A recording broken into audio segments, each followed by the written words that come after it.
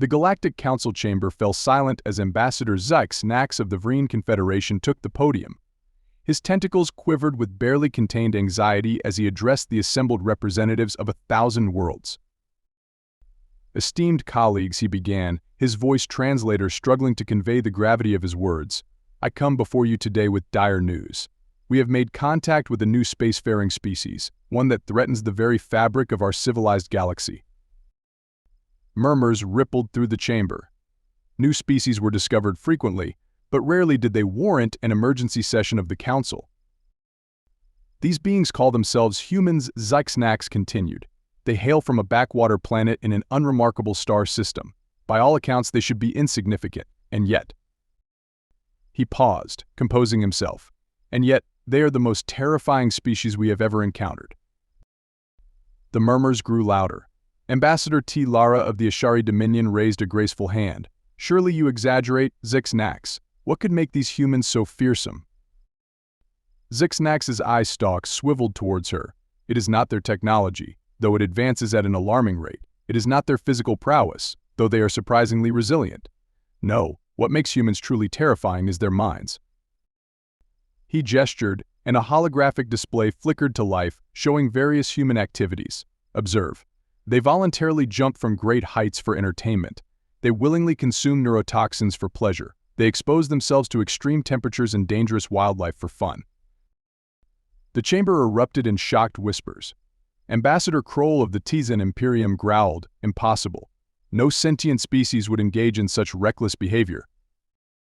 "I assure you, it's all true," Zyx'nax replied. "But that's not the worst of it. Humans possess an ability that defies explanation. They can improvise." Confused glances were exchanged throughout the chamber. "Allow me to elaborate," Zyx'nax said. "When faced with a problem, most species rely on established protocols or give up. Humans, however, seem to thrive on challenges. They combine objects and ideas in ways that should not work, yet somehow do.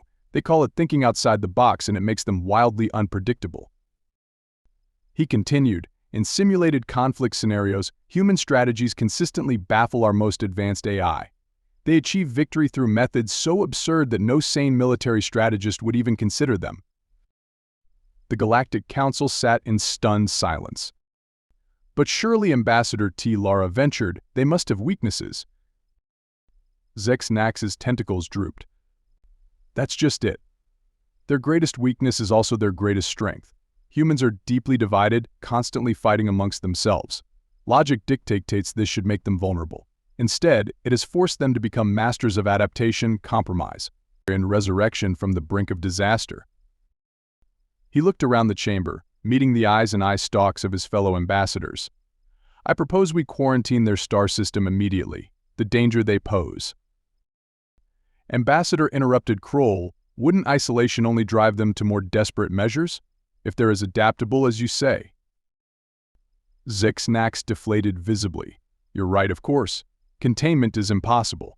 We must instead find a way to integrate them into galactic society, to channel their chaotic nature towards productive ends." T. Lara nodded thoughtfully. "Perhaps we could offer them membership in the Council? Better to have them as allies than potential adversaries." As the chamber erupted into heated debate, Zyx'nax stepped away from the podium. He'd done his duty in warning the galaxy. Now, it was up to the Council to decide how to deal with humanity. Little did they know, a human observation probe had been monitoring the entire session, transmitting every word back to Earth. As governments and scientists pored over the data, a slow grin spread across the face of humanity. The galaxy feared them, respected them, and soon the stars themselves would be humanity's playground.